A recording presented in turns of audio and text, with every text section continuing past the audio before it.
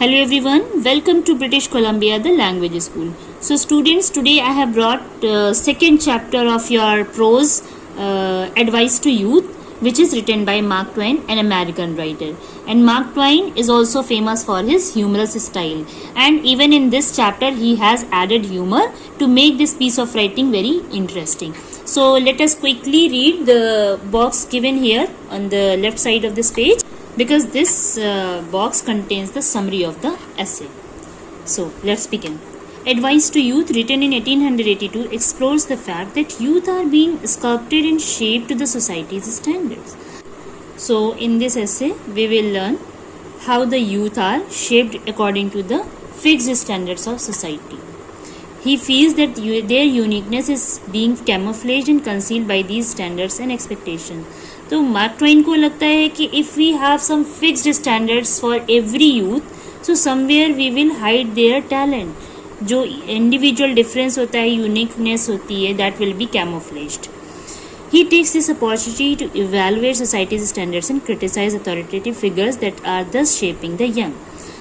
And this way, while advising youth on the one hand, Mark Twain ने क्या किया? He just thought that it was his opportunity to criticize these authorities of the society. On the one hand, he is advising the youth, and side by side, he is also making some satire. He is putting some satire on the authorities of the society. The tone of the essay is satirical. Twain plays on the initial assumption of the reader that the piece would be another boring life lesson by twisting it using satire and humor. So, Twain thought कि usually life lessons जो हैं वो बहुत ही boring होते हैं. So why not he should twist it by using his satire and humor to make it more interesting. Through suggestion, innuendo, and paradox, he therefore makes a scathing comment on the standards set by a self-serving society and giving us considerable food for thought. So he also gave in this essay, he gave us some suggestions and some indirect comments he made, and also he used some contrast, like some paradox he used. In this way, he made us realize why these self-serving societies are molding the youth in a similar manner. क्यों उनके uniqueness को hide किया जा रहा है? Why they are not given liberty to lead their life in their own way.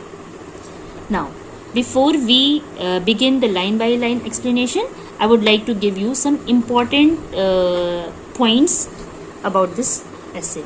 Very first, we will discuss the theme. So, what is the theme? You can also note it down somewhere. So, the main theme of this essay is that youths are the clay of the society. They are very soft. They can be molded in any way. उनको किसी भी direction में मोड़ा जा सकता है. So, this is very important phase of their life, and they need right direction and right guidance. And these things you can mention in the theme. Now, next come the title of the essay. So, title is Advice to Youth, and as it is very suggestive, when you will read the chapter, you will understand that the title is very apt and very suitable, because Twain was asked to deliver a lecture to advise young people, and he was also fully aware that young people stand at a very crucial point of their life. So they need right direction and right guidance. अगर उन्हें अच्छा guidance, अच्छा direction मिल जाएगा, so they will be able to make their life useful for the country and for society. So now let us begin the line by line explanation. Being told I would be expected to talk here, I inquired what sort of talk I ought to make. Now Mark Twain is a bit confused what he should talk with the youth, because he was asked to advise them. They said it should be something suitable to youth, something didactic, instructive, or something in the nature of good advice. Well, the authorities have asked him to give some advice which is didactic, instructive, or something that can be called a good piece of advice. Very well, I have few things in my mind which I have often longed to say for the instruction of the young. Now, Mark Twain says that he had few things in his mind which he always wanted to advise, he wanted to give to the youth as for the instruction. For it is one's tender early years that such things will best take root and be most enduring and most valuable.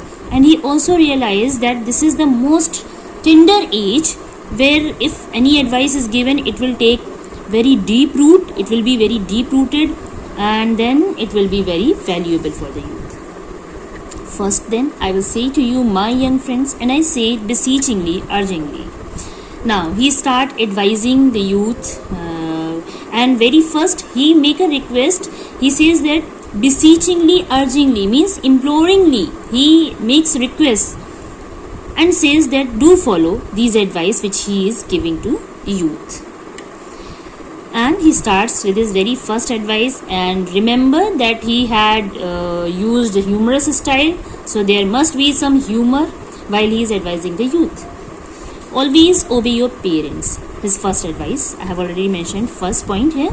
Always obey your parents when they are present. At first he said one should obey one's parents, but side by side he said that when they are present. So if they are not present, of course, when they are not present, there is no need to obey them. So he had used a humor. This is the best policy in the long run, because if you don't, they will make you. And he says that this is the best policy if one want to continue with his family. Because if they don't obey their parents, parents know how to make them obey. And they will make them. Most parents think they know better than you do, and you can generally make more by humoring that superstition than you can by acting on your own better judgment. Now, parents have a mindset that they know better than their children because they think that they are more experienced. So what their children should do, they should simply get more and more knowledge from their experience by simply humoring them that or believing them that yes, they have more knowledge. Then rather than realizing on their own better judgment that they have more capability of taking their judgments or taking decisions. So rather than believing on their own judgments, they should get more and more knowledge from the experience of their parents. Be respectful to your superiors if you have any. Now in his another advice, he advises the youth that they should be respectful to their superiors or the seniors, but side by side he is also adding a paradox by saying that if you feel that you have anyone superior to you, also to strangers and sometimes to others, and one should also always be respectful to even to strangers and others. If a person offends you and you are in doubt as to whether it was intentional or not, do not resort to extreme measures. Simply watch your chance and hit him with a brick. Now, on the one hand, he says that be respectful. How can youth be respectful if he is going to be violent? Let's see. This is what he had used a humor here. He says that if you think that anybody has offended you, but you are not sure whether he was intended, he did it knowingly or willingly or unwillingly, or so you should simply wait for your chance. You should not take the help of extreme measures. You should not become very hyper at the very moment. Simply wait for your chance, and if you get the chance, hit him with a brick. That will be sufficient. Oh, that is enough. If you shall find that he had not intended any offense, come out frankly and confess yourself in the wrong when you struck him. Acknowledge it like a man and say you didn't mean to. But if you find that that man was actually not intended to offend you, then you should be very frank and honest by confessing your fault, that when you struck him, when you hit him, so you should confess your mistake and apologize just like a man. Yes, always avoid violence. In this age of charity and kindliness, the time has gone by for such things. Now he has blended the essay with satire and humor by saying that one should always avoid violence, while earlier he made the youth violent by saying that hit them with the brick, and now he says that this is the age of charity and kindliness, and there is no place for such kind of things, like violence has no place in this age. So why he advised them to be violent? This is what he made the interesting point in this essay. Leave dynamite to the low and unrefined. He says that keep your explosive and aggressive nature to the low and unsophisticated people. For those people who are unsophisticated, not for those who are sophisticated and civilized. Go to bed early, get up early, this is wise. Now, this is his third advice in which he asks the youth to be an early riser, and this is a wonderful advice. Some authorities say get up with the sun, some say get up with one thing, others with another. So there are different people who ask the youth to get up with different things. But a lark is really the best thing to get up with. Now what Mark Twain suggests the youth, he says that one should wake up with a lark, a bird. मतलब rather than waking up with the sun, के sun rises very early, so one should wake up with the lark bird, because lark is also an early rising bird. It gives you a splendid reputation with everybody to know that you get up with a lark. And he also says कि why you should get up with the bird, because he says that if anybody knows that one wakes up with a bird, so it will also give them a good reputation among everybody. And if you get the right kind of lark, और अगर आपको एक बहुत अच्छी lark bird मिल जाए, and work at him right, और उसको आप थोड़ा सा उस पर work भी कर लें, what kind of work? You can easily train him to get up at 9:30. Or if you get the right lark and you train it to wake up at 9:30, so you will get more and more time every time. So you will get more time to wake up. And he says that's not trick at all. ये कोई trick नहीं है. He just simply advised the youth that they will get more time to sleep and still they will be called an early riser. It's a wonderful advice. So till here we stop, and we will begin the rest of the paragraphs in another video because it is getting lengthier. So just like Mark Twain, I'm not going to make it a boring one. So we will continue in another video.